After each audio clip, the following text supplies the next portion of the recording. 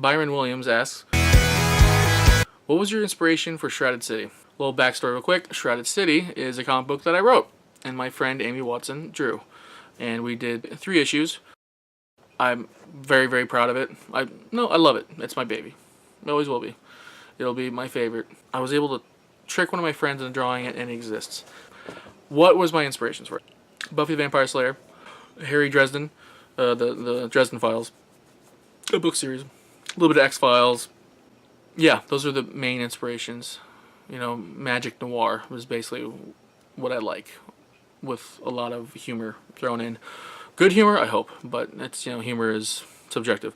But the inspirations for it were, the big inspiration is I went to Comic-Con for like the 12th time, and I walked away, and again, just a fan, just a consumer, and it just, I felt exhausted. I felt tired. I didn't feel fulfilled. I felt like I'm just this guy I'm just Kirby with my mouth open, sucking in all this other people's hard work and effort, and constantly saying I wanted to do that, but I don't, and I don't do it, and I don't do it. I gotta do something. I can't bitch to myself or my friends for another time. I really like to do this stuff. I like to talk about this stuff. I like to talk about how much stuff I'll do. So finally sat down and wrote a script. Basically I wrote a pitch to my friend Amy, because she's an artist. One of the best, by the way. And I was lucky enough to have enough friendship credit, good old charm, and a good enough amount of begging to get her to draw the thing. And we made this comic that I love. I really love how it came out, which is amazing. You know, I didn't expect to love it as much as I did. I expect to be very proud of it, but I was surprised by the outcome. By the 3rd issue, I'd really done a lot of what I was hoping to do with it. CJ Jarrett asks, what's your favorite holiday and why? Halloween is up there. Thanksgiving's up there because, man, I love leftovers. I love food, clearly. And then there's Arbor Day. Christmas. Christmas is number 1.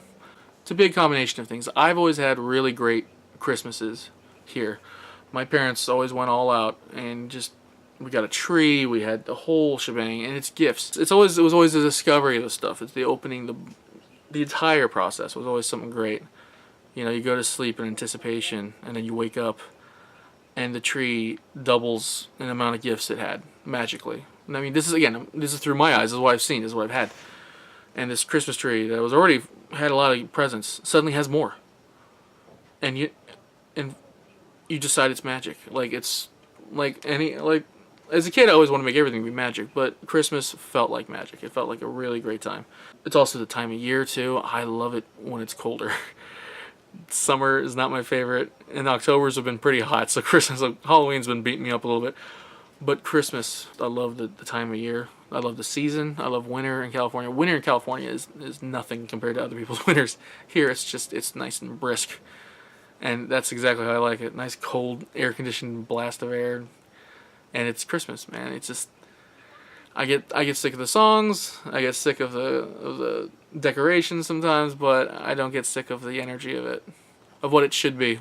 You know, when you boil it down, it's time with your family that you love, time with your friends that you love, getting gifts for friends. Like, it's not about the money spent, it's about the thought put into it. You know, that's what I've always loved. I'm an undercover optimist. I really do believe that when things get rough, we will make things better, because we kind of have to. You know, adulting, like earlier before, it's getting crappy. Well, then make it better. Well, how? Well, that's where and one problem at a time. So I believe that this world should have more love in it. Christmas is about love. It doesn't matter if other businesses and other things have, hijacked it to be something else. At the end of the day, I'm thinking of people I love on Christmas. So, yeah. My favorite holiday. Marcus Harris has 3 questions. Alright, number 1. What is your quest? My quest. I hope to always intentionally make someone's day a little better. To be funny. To be, pleasant. I remember reading in Preacher, there was this, in Preacher, the comic book, Jesse Custer's dad's. It's like, be a good guy, son, because there's just not that many. And I believe in that. I believe that's true. There's not that many that are overtly like, but I hope in my quest of being better with my life and how I treat people around me, that a few good guys come out of it. That's someone that was on the just kind of like about to go like, you know what, F this world. I made a joke at my expense enough to make them chuckle and go like, all right, maybe I just need to chill out, and then I'm happier. He also asks, what is your favorite color? My favorite color is blue. Just mostly I like the cooler colors, and blue's always been a favorite. He also asks, what is the airspeed velocity of an unladen swallow? I think the answer I can come up with is I will fart in your general direction. And that your grandmother smelled of elderberries.